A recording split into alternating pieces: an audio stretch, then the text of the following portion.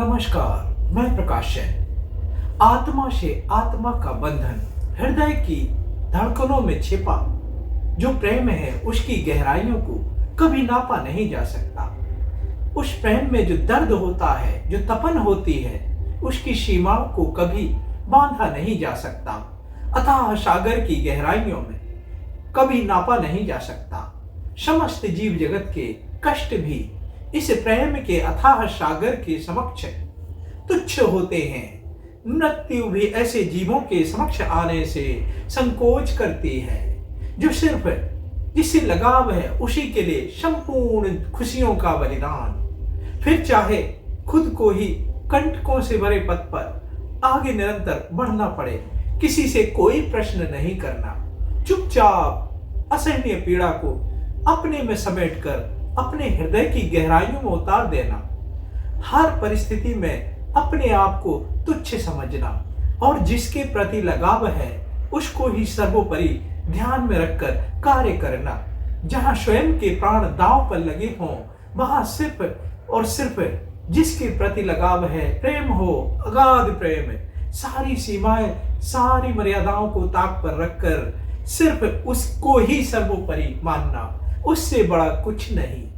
ऐसे प्रेम को मैं सत सत नमन करता हूँ। छोटे से हृदय में इतना बड़ा प्रेम, ऐसे प्रेम का टूटना, विश्वास का टूटना, मर्यादाओं के बांध का टूटना, मानवीय सीमाओं का टूटना, प्राकृतिक रूल्स का टूटना अक्षम्य होता है, असहनीय होता है, घोर पीड़ादायक होता है। ये प्रेम यदि किसी एक से ही हो तो अच्छा है, फिर परिस्थितियों पर निर्भर करता है। सामने वाला यदि विपरीत परिस्थितियों में घिरा हो, अकेला हो, दयनीय स्थिति में हो, परेशानियों में और घिरने वाला हो, जीवन बर्बाद होने वाला हो, हर तरफ चोर लुटेरे उसके साथ अभद्रतापूर्ण व्यवहार करें, उसकी अस्मिता पर आंच आने से दाग लगने को हो, तो उसे बचाने के लिए जो भी करना पड़े पीछे नहीं हटना। फिर चाहे प्रेम का बंधन ही क्यों ना बांधना पड़े, शादी ही क्यों ना करना पड़े, ईश्वर की इच्छा मानकर उसकी सुरक्षा करनी चाहिए। और जहां तक हो सके तो अपनी स्त्री को ही प्रेम करना चाहिए। और यदि प्रेम किसी एक से ही हो तो अच्छा है, पर जानबूझकर किसी का जीवन प्यार में फंसाकर खराब कर देना प्राकृतिक रूल्स का दुरुपयोग है। प्रकृति के सिद्धांतों का पालन करना बहुत ही आवश्यक है।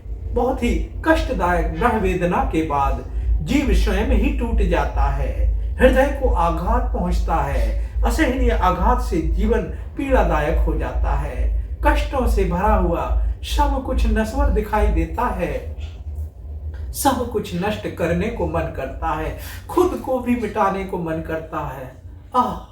ये दर्द सहन नहीं होता है। कैसे कहें, किससे कहें, क्या कहें, कुछ समझ में नहीं आता है। बस विधाता की बनाई सृष्टि में इस कष्ट को अपना बनाकर जीना है।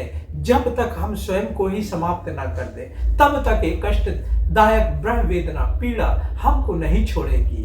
अथाह प्रेम के इस सागर की गहराइयों में गोते लगाना हर किसी को समझ में नहीं आता है। जिसको प्रेम हुआ है वही ये कष्ट जानता है। बुंदेलखंड में एक कहावत है, जौलो फटे ना बिमाई, कहा जाने पीर पराई।